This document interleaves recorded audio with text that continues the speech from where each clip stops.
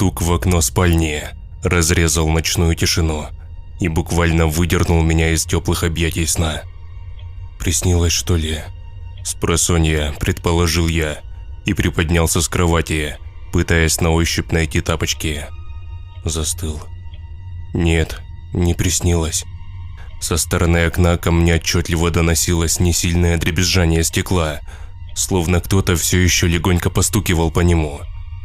В ночной тишине учащенное сердцебиение предательски выдавало мое местоположение. Тихонько подхожу к окну, прислушался. Ничего не слышу. Странно. Дрожащей рукой отдернул штору, и кроме грязных окон и уже засыхающего кактуса ничего за ней не обнаружил. Впрочем, и за окном тоже. Но еще несколько минут, пока стоял и всматривался в темноту, я отчетливо чувствовал несильную такую вибрацию. Откуда она исходила, непонятно. Накинув халат, я, зевая, побрел в кухню. Подкурив сигарету, я проснулся полностью. Чему я удивляюсь? Окна старые, в конце концов. Рамы уже трухлые в некоторых местах. Нормальными стеклопакетами я еще не обзавелся. Оттого и вибрация да звуки разные. У нас район тихий, да вот только стоит какому-то грузовику проехать неподалеку, то стекло дрожит, порой даже кажется, что оно вот-вот треснет. Наверняка и сейчас произошло то же самое. Уже не первый раз я такое наблюдаю. Успокаивал я сам себя, затягивая горький дым. Да, не первый раз. Но той ночью что-то было не так. Вот мне спокойно на душе и все. Ну да ладно. Все-таки мысли о предстоящем рабочем дне перебили тревогу. В конце концов, начало 4 утра на часах. Нужно еще немного поспать. Следующий день я не вспоминал о ночном инциденте. Да и казалось, я дал вполне здравое объяснение произошедшему. Чего попусту гонять эти мысли в голове? Я сосредоточился на работе. Так и прошел очередной рутинный день. И уже примерно в 9 вечера я проходил пустующие дворы, окруженные хрущевками да мусорными баками. Чуть дальше располагался детский сад с жуткими сказочными героями, вырезанными из покрышек. Меня всегда пугали эти твари, особенно когда идешь в темноте, и эта страшная сука из-за угла смотрит. Днем еще ладно, а вот вечером это пугает до усрачки. К слову, за этим садиком и располагался мой дом. Такая же, как и сотни других панельных пятиэтажек, еще советской эпохи. Но именно дом, в котором я жил, казался мне особенно печальным. Как внешне, так и касаемо жильцов. Мне иногда даже кажется, что мои соседи, будь у них такая возможность, поубивали бы друг друга с радостью. Неприятные люди, особенно в моем подъезде. Единственный, с кем я мог хотя бы выйти перекурить да пожаловаться на жизнь, это дядь Вова с 5-го этажа. Самый простой мужичонка с золотыми руками и пропитой печенью. Кроме него я ни с кем с соседей не то чтобы не общался, а даже не был знаком, хоть и живу в этом доме уже 6 лет. Именно дядь Вова в тот вечер встретил меня у подъезда с газетной самокруткой в зубах. «Добрый вечер, Пашок». «Добрый, дядь Вов. Как оно?» «Да ничего, нормально. Вот вышел никотином подышать», – прохрипел он. «А дома чего не дышится?» «И так целый день дома. Надо же воздуха свежего хлебнуть. Ты как, с работы?»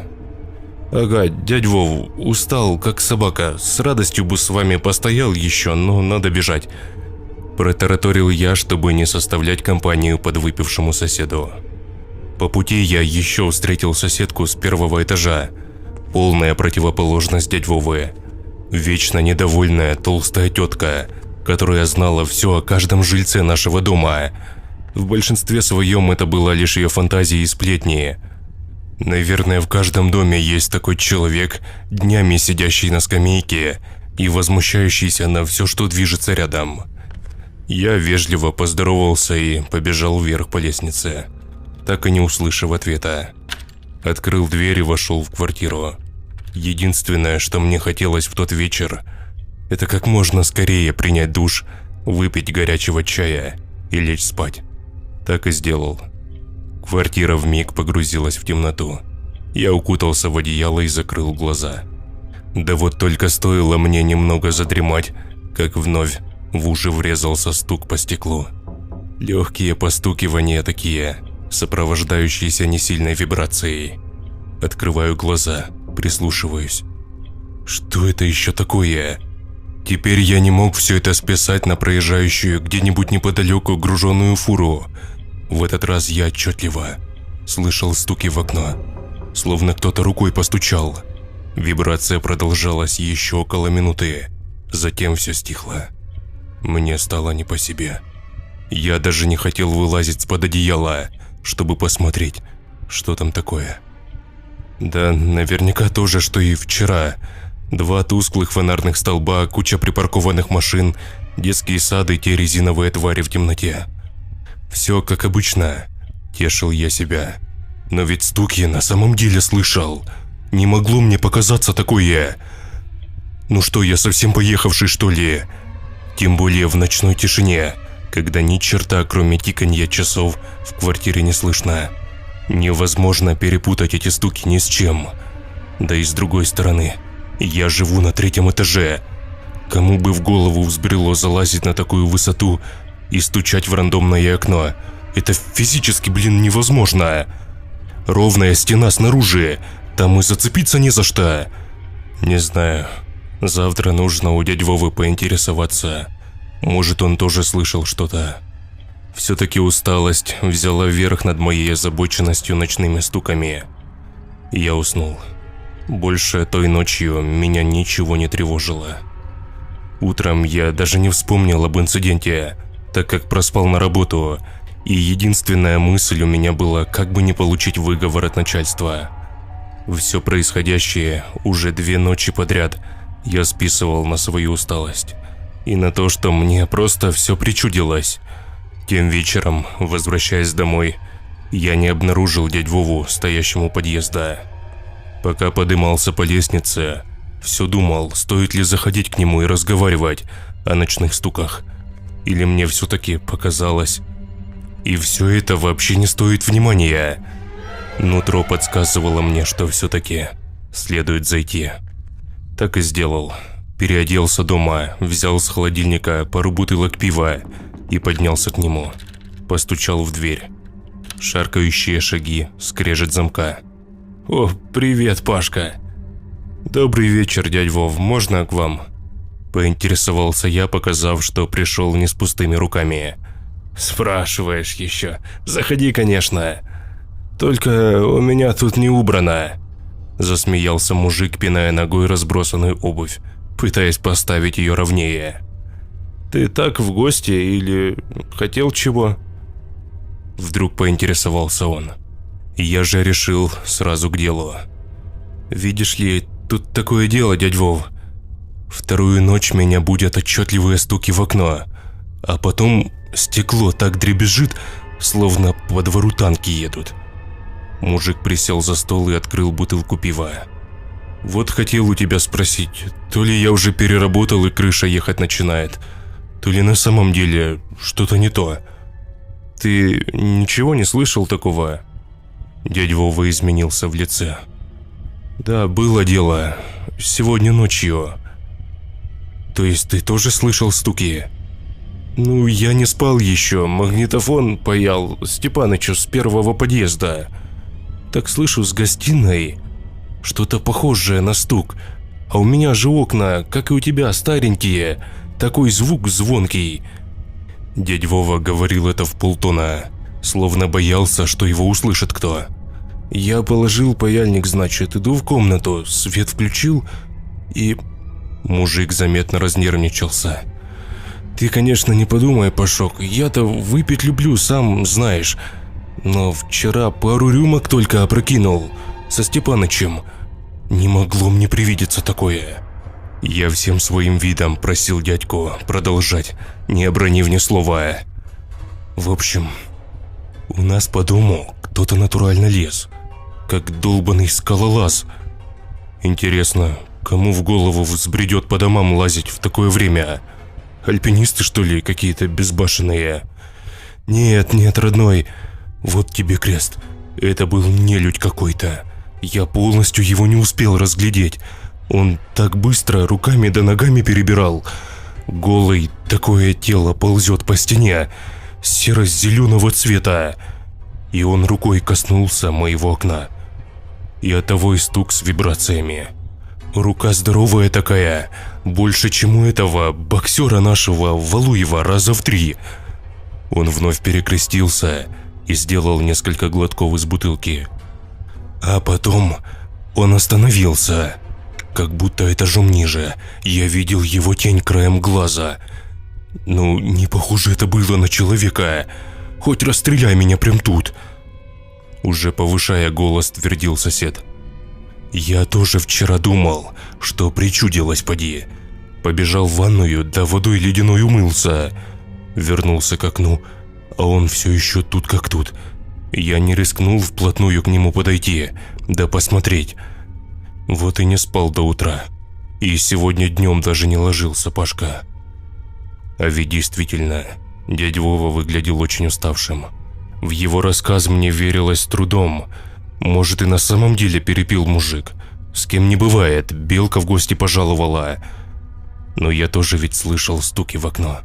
Вот что напрягало меня. Слушай, дядь Вов, а кто под тобой живет? Да старушка одна. Ты разве не видел ее? Любовь Михайловна. Она редко, правда, с квартиры выходит, болеет. В розовом платочке ходит постоянно. А тебе зачем? Да так просто. Ладно, я пойду, наверное. Допивая свою бутылку, пробормотал я. Пашка, дело твое, верить мне или нет, но будь осторожен. Ни в коем случае не смотри в окно. Пережди лучше, запрячься где-то.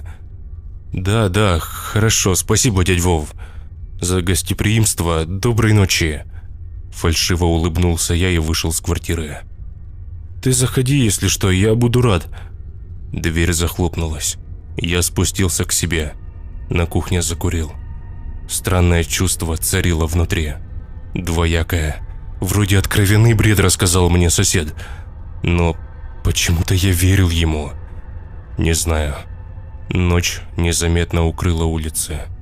Двор нашего дома опустел. А моя усталость потихоньку брала свое, заставляя глаза слипаться. Поужинав и приняв душ, я наконец улегся в постель с одной лишь мыслью. Что бы ни происходило за окном, я не буду реагировать. Нужно выспаться. Я не знаю, как описать то, что начало происходить дальше. Не только ночью, а и в последующие дни. Но как будто наш диалог с соседом на что-то сильно повлиял. А происходить стали вещи, не поддающиеся здравому смыслу. Эта ночь не была доброй, как пожелал мне дядя Вова.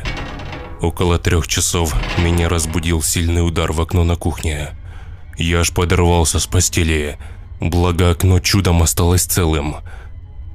Звука бьющегося стекла я не услышал. Что это было, твою мать? Не прошло и нескольких минут, как удар повторился, но уже с другой комнаты. Что? Да как возможно такое? 3-й, сука, этаж. Что за нахер здесь происходит? Сам себя спрашивал я. Сердце уже вырывалось наружу. Меня бросило в пот.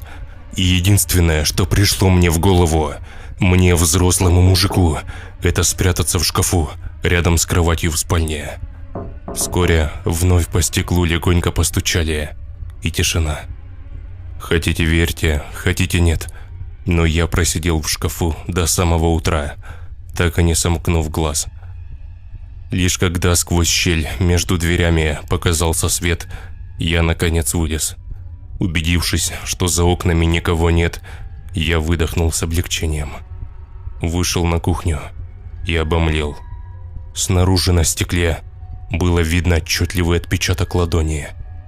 Я даже не знаю, с чем сравнить это, но присмотревшись, я понял, что отпечаток выглядел, словно его оставили грязной, вымазанной в земле рукой.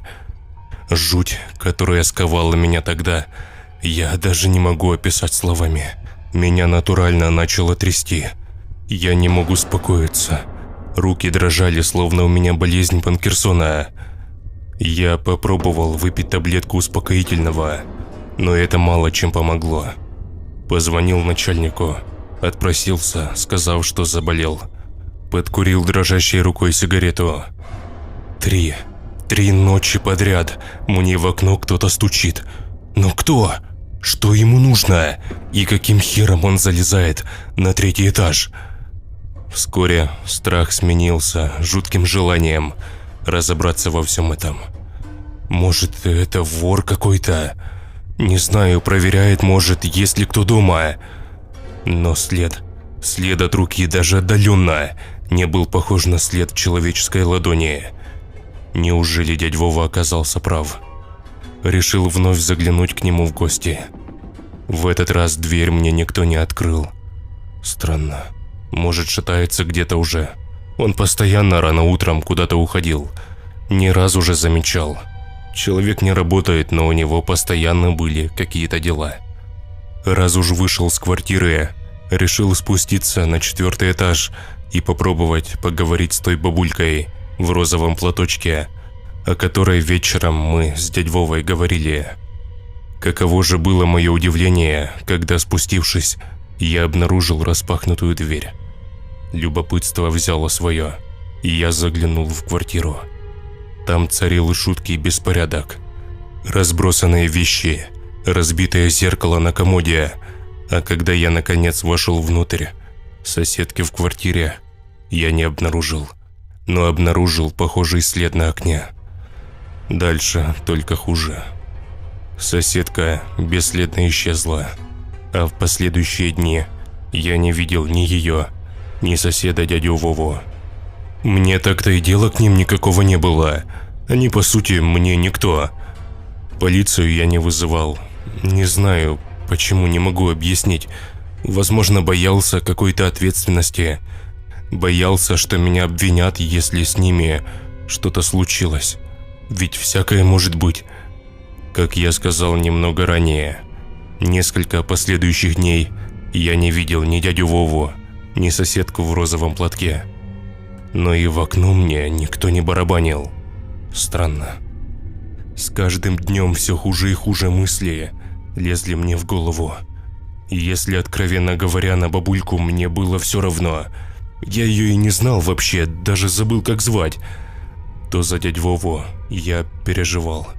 Каждый вечер я звонил ему на телефон, стучался в дверь, но за ней ничего не слышал. Ни шагов, ни шорханья, ни единого звука. Неужели что-то плохое случилось? Думал я в очередной раз, пытаясь достучаться к соседу. И наконец, когда я крикнул, что это я, его сосед, тихие шаркающие шаги все-таки послышались за дверью, и замок открылся. Передо мной предстал запуганный до полусмерти мужик, сгорбившийся и не выспавшийся. «Дядь Вов, что с тобой?» Заходи быстрее!» Я зашел к нему в квартиру. «Пашка, теперь я видел его. Дядь Вова, у меня след на окне». «Да что там след? Ты иди сюда, иди посмотри!» Дрожащим голосом подозвал он меня к окну спальни. Открыл штору, и я присел от удивления на рядом стоящий диван. На окне было несколько следов, таких же, как и на моем, но еще там был след, как будто от лица. Он смотрел на меня всю ночь, сука! Испуганно ворчал мужик, наливая стопку водки. «Я уже 3 дня не сплю, Пашка, 3 сраных дня.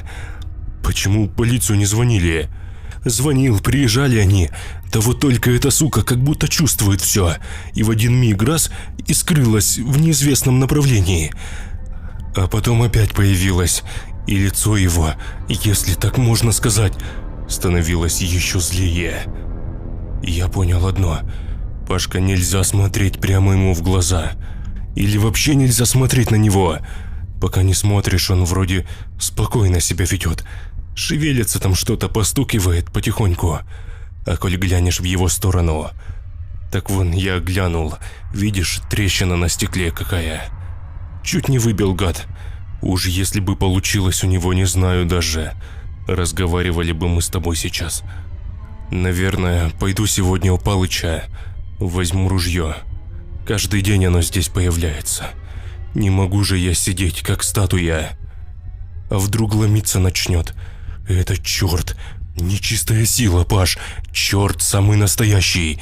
Господи, прости, не могу по-другому назвать эту паскуду.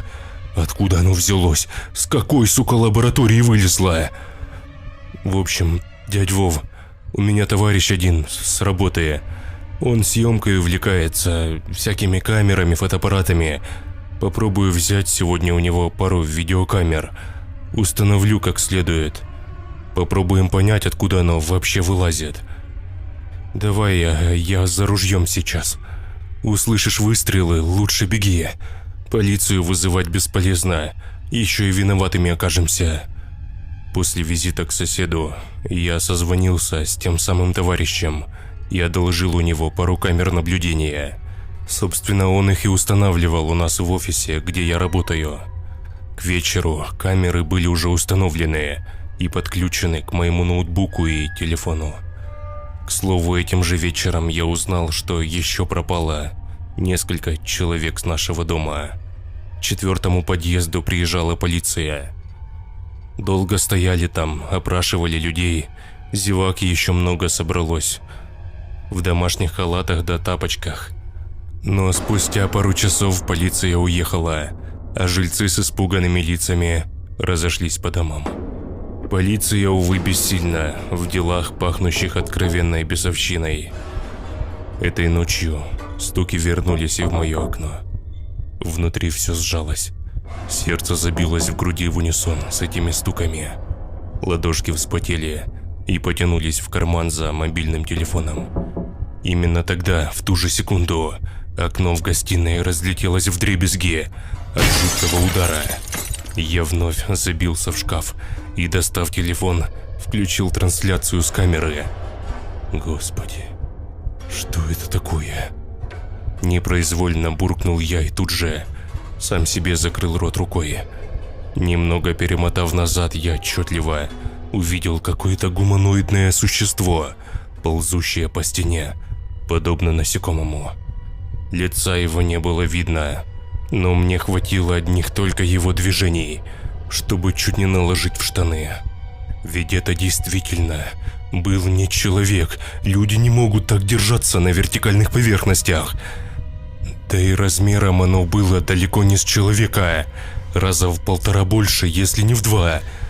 И я видел, как оно разбило стекло и забралось в мою квартиру. Оно здесь, совсем рядом. Я, сидя в шкафу, чувствовал его приближение, слышал его шаги по осколкам стекла. Тяжелое, хриплое дыхание наполнило квартиру. Шаги становились все ближе и ближе. И, наконец, остановились прямо у шкафа. Господи, то, что со мной тогда творилось, я передать словами даже не могу. Животный страх сковал меня полностью, все мое тело. Я не мог пошевелить даже кончиками пальцев. Старался даже не дышать. Оно остановилось напротив шкафа. «Я знаю, что ты там!» Вдруг раздался его ужасный хриплый голос. Оно словно выдавило из себя эту фразу, заставив меня обмочиться.